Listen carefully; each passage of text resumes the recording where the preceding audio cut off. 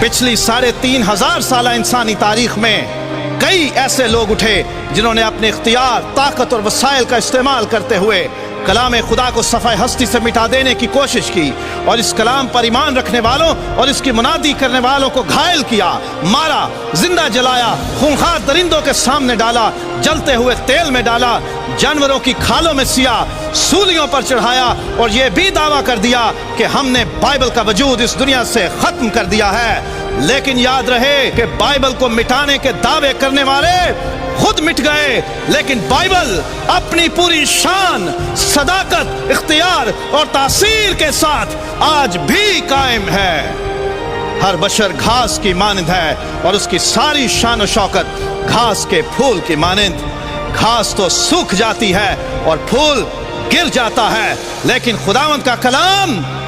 अब तक कायम रहेगा।